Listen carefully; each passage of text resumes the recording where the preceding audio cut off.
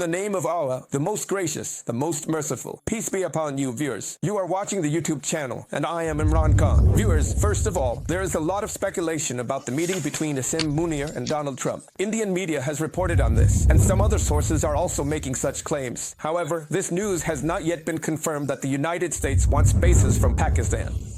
Look, this has been a long-standing desire of the United States. They want that whenever they have a conflict with someone, everyone should come out in their support. But this time, the situation is not that simple. When Imran Khan said absolutely not, and then his government was toppled, since then, no matter which regime comes to power in Pakistan, it will be very difficult for them to say absolutely yes. They would have to provide covert assistance, meaning, just like in the case of Ukraine, Pakistan's military establishment or the government helped the United States and provided weapons to Ukraine. But they did it covertly, not openly. By doing it secretly, you know, because Imran Khan had already said absolutely not, so they couldn't do it openly. Because if they had done it openly, then Imran Khan's popularity, which is already sky high, would have become an even bigger issue. Imran Khan has created a lot of challenges for the leaders who came after him, because of how strongly and bravely he managed his foreign policy. Now, the thing is, we don't know exactly what was discussed between Mr. Asim Munir and Donald Trump during their meeting. We only know as much as Donald Trump has shared. The things reported by Indian media, some of their media outlets even have names that sound European or American. But when I looked into it, I found out they're all actually Indian media. So, the Indian media claimed that Pakistan is asking for aid, but I don't think that's the case. According to my own sources, intelligence sharing is something that Pakistan might need from the US on a large scale, especially regarding Iran. So, this is just what my source told me. But beyond that, I don't have much more information right now. The Indian media is reporting based on their own sources, but we'll wait to see what the American media says about this. Anyway, Donald Trump brought up 2 or 3 things. First, he thanked Mr. Asim Munir for not going to war with India over the India-Pakistan issue. The US says don't go to war, and we made Mr. Asim Munir a field marshal for winning the war. But actually, what Pakistan called a war wasn't really a war at all. It was more like a light musical exchange between the 2 countries. Nations that have a history of real wars and battles know that this could be called a skirmish, a fight, or maybe a clash. But you can't call it a full-fledged war. This wasn't a full-scale war at all. Anyway, the way America thinks about wars is a bit different, and Pakistan's perspective is also somewhat unique. And when this kind of atmosphere develops inside Pakistan, then, considering the problems that were already going on within the forces and their disconnect from the public, this opportunity was seen as a blessing to manage those issues. That's when the army chief also became field marshal. This is all in front of you. Now, there's another thing Donald Trump said. He mentioned that Pakistan knows Iran very well. In fact, he said that Pakistan probably understands Iran better than many others do. So, this has 2 meanings. One is that Pakistan knows Iran so well that its intelligence can be utilized, which is what I've been telling you all along. Or, the second meaning is that Asim Munir has presented some things to Donald Trump regarding Iran that have really shaken up Trump's thinking. Things he had no idea about. You see, the countries in the region. And because the Pakistani forces are one of the strongest in the region, they also have solid information that is very important. So it's possible that they shared some information there, after which the US might have changed its decision. Look, for example, when Donald Trump returned from Canada and rushed straight to Washington, it seemed like an attack might happen right away and some major decisions would be made immediately. But then, those big decisions weren't made. In fact, now it's being said about those major decisions that the US will make its decisions within 15 days, meaning they will take about 2 weeks. The White House spokesperson has also given a briefing about this, saying that whatever decision Donald Trump makes regarding Iran, he will make it within the next 2 weeks. Taking these 2 weeks means that the US is preparing for some things, waiting for some things, and trying to avoid certain things. What are those things? I'll tell you about that, but first you should. One more thing that Donald Trump said was this. That Asim Munir agreed with me on the issue of Iran. In other words, he stated this categorically and clearly, that there was agreement on this. Now, what could they have agreed on? Look, whatever Donald Trump says, that's what could be agreed upon. He is saying that he agreed with me. So let's see what Donald Trump says that could be agreed upon. Number 1, Donald Trump says that Iran has no justification for having them. They should not have atomic bombs. There is no justification for them to have atomic bombs. They say that Iran should not have long-range missile programs. They believe that Iran spreads terrorism in the region and supports terrorist organizations. According to them, Iran should not play this role. Then, they think that the current regime in Iran is a major threat, so the regime should be changed altogether. These are all the options, or else Iran should be immediately brought into an agreement. That requires it to formally commit in writing once again. Just like it did in writing during Barack Obama's era, that it will not make any kind of atomic bomb. But the United States wants two things. Total surrender means that you will not make an atomic bomb, and you will also not make long-range missiles. Iran will not agree when it comes to the missile issue, and they shouldn't agree to it either. But given the situation they are facing right now, if they didn't have missiles, Iran would have been brought to its knees. They don't have an air force, nor do they have a proper defense system. The enemy they have to fight is attacking from 2,000 kilometers away.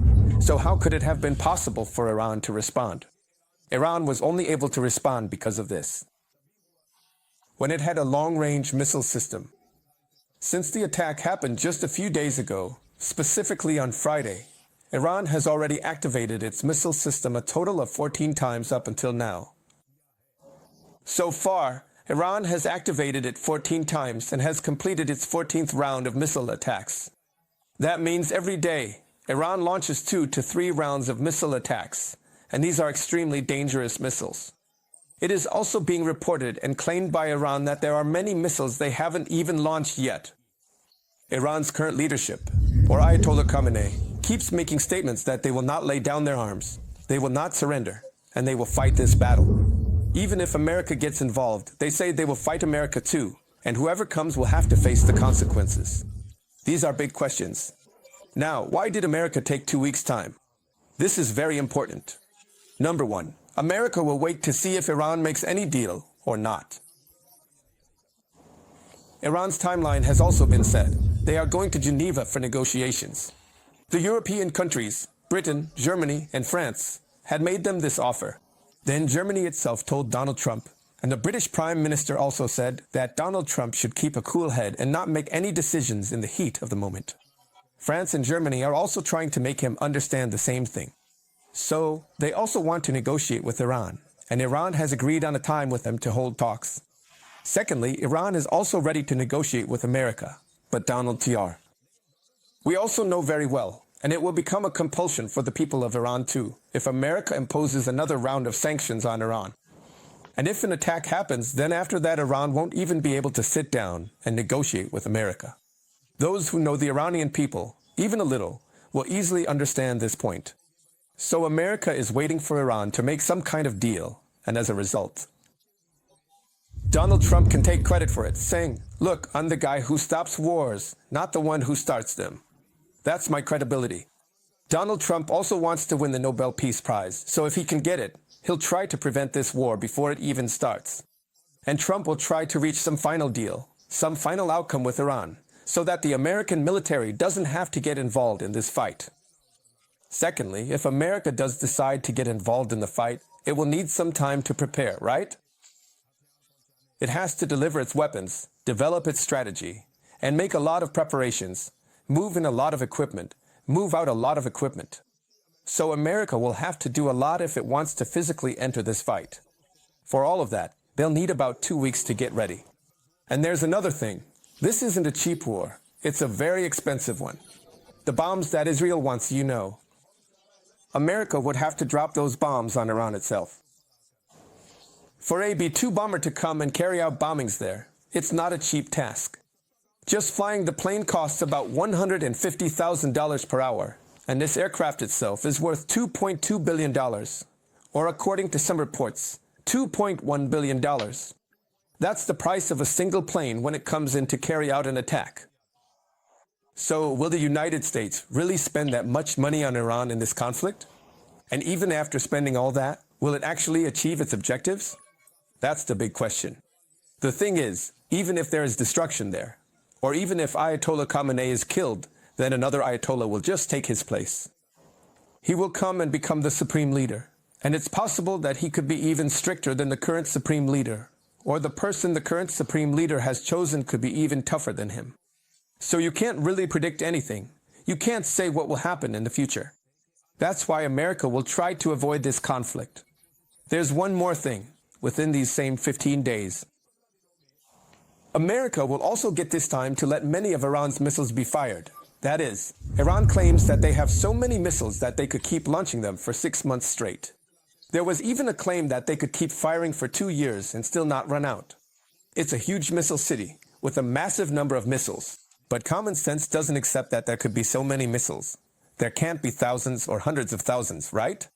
There can only be a limited number, which can be used for a specific period of time. So America would want as many of Iran's missiles as possible to be launched. But in the meantime, Israel's missile defense capacity would also be badly exposed, and its capability would be almost exhausted. Now, the fact that America has taken 2 weeks means that Iran also has time to think, make decisions, negotiate, and reach a meaningful deal. But for Israel, this will become a big problem. The problem for Israel will be that even if Iran reaches a deal, the goal Israel wanted to achieve, regime change in Iran, eliminating this threat once and for all, and making sure that in the future, no one is left to stand up for the Palestinians, won't be fulfilled. But practically, everyone agrees that Iran actually provides more support to the Palestinians compared to other Muslim countries. That's why Israel tends to be even angrier with Iran and insists that Iran should be pushed up against the wall. So if Iran isn't completely cornered and ends up making a deal, just like the one it made in 2015, then Iran will have achieved something. Look, Iran lost more people. Their soldiers and officers were martyred in greater numbers, and their scientists were also killed. Iran fell behind in some areas. Their atomic sites were damaged. They suffered significant financial losses, and their casualties were higher. But on the other hand, Israel is a small country, and for the first time, it has faced such terrifying attacks that now everyone realizes that whenever someone wants, they can strike inside Israel. That is, the concept that Israel is invincible and will never be conquered by anyone has been dealt a blow. Israel will become a loser in this. If America does not enter this war and Iran wisely makes a deal and exits, then people will remember for a long time that Iran retaliated against Israel and after that a deal was made. Donald Trump is one of the losers in this. Yes, if there is any loser in this. It will be a problem for Israel, because what Israel wants is for the United States to join forces with it and launch a major attack on Iran immediately. Now, there has been another major development in this. See, why can't the United States do this right now? You have to understand, in this region, or in the Middle East, or in the Mideast area, there are about 20 bases here. These are military bases. Out of these, 8 are permanent bases, like in Bahrain, Qatar, UAE, Saudi Arabia, Jordan, and also in Iraq. So, there are about 8 permanent bases, and the rest, making up to around 20, are bases where American troops are stationed. The number of soldiers is said to be around 40 to 50,000. There's no official confirmation, but it's estimated that there are 40 to 50,000 American troops present in this region, in the Middle East. And they also have major weaponry here, because, you see, in Europe or anywhere else, there isn't as much need to keep such heavy weapons. They fight their wars in this region, and from here they have to send reinforcements forward as well. So American weapons, arms, and many other things are present here in this region. Their fleets are also stationed here. Now, most of these are within Iran's radar. That is, they are within the range where Iran can attack. So it's certain that Iran will retaliate with a counterattack. Now, the interesting thing is that all the countries or places where the US has bases have issued a joint statement in support of Iran and against Israel. This is the most important point, which, notably, we haven't discussed until now. Think about this for a moment. Everywhere the US has bases, wherever it has military equipment, wherever American soldiers are stationed, and from where it could potentially attack Iran. All those countries have jointly issued a statement supporting Iran and opposing Israel. The U.S. needs ground to stand on. It needs a foothold to stand firmly, some kind of support. But right now, that's not available here. Look, the case of 9/11 was completely different. When the attack on Iraq happened, that case was completely different too. This time, the situation is entirely different. This time, the whole world is saying that first Israel acted, then Iran responded. And Iran itself is saying that they are not going to make an atomic bomb, that they don't want to make one. They say they only have their missile program. And besides that, they claim they are just generating their own energy by building atomic power plants. Now, there have been reports on this as well. There's a report from the IAEA, which I've already presented to you, and there's also a CIA report. That report also contained a similar revelation, which was later dismissed. So, the situation is that not only have the countries where the bases are located issued statements, but there's another interesting point. There are 3 countries, one of which is Saudi Arabia. One is the UAE, and one is Qatar. These countries have made investment agreements with the United States worth almost $2.5 trillion. Now, that is a huge amount of money. This is a huge amount, and Donald Trump left here with his pockets full. This was about 1.5 to 2 months ago, when Donald Trump visited Saudi Arabia, Qatar, and the UAE. This was Donald Trump's first trip abroad after becoming president. And when he returned from his trip, the figures showed that Donald Trump was taking $2,500 billion with him. That is, he made a lot of money from the Arabs and took it back to his country. This investment is something the Arabs are supposed to make there in the future. Now, Donald Trump not only has investment dealings here and relationships with these countries, but his bases are also located within these very countries. So, going against the wishes of these countries, Donald, he can't do that, nor would he want to. So this is a very important point that we were overlooking and not discussing. Here, there was also a statement from the Chinese president, which is also very important. The Chinese president had a conversation with Putin. That is, Xi Jinping spoke with Putin, who is the president of Russia. And in that conversation, both leaders condemned the actions taking place in this context. They exchanged views on the situation in the Middle East, and both sides, especially to Israel, have called for an immediate ceasefire in the Middle East. Also, in their report, they mentioned that Xi Jinping has put forward some proposals, and those proposals are very important.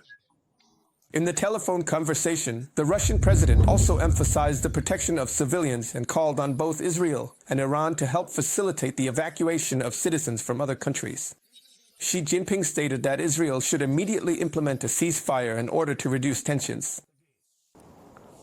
Xi Jinping said that dialogue is the fundamental way to resolve the issue, and there is no other path.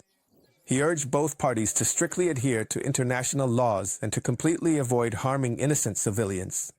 He also said that the countries that have influence in this region should play their role and immediately help bring about a ceasefire between the 2 countries. Now, viewers, here's something important.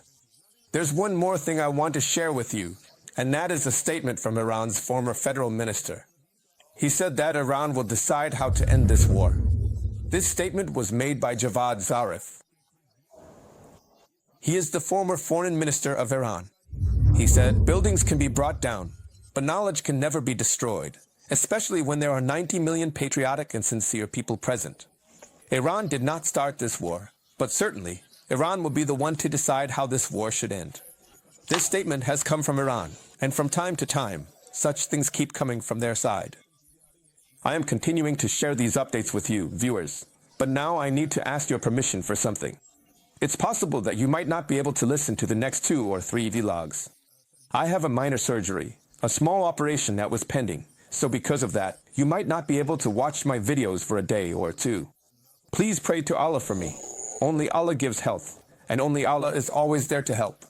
That's all for now. Take care of yourselves. Goodbye from my channel as well.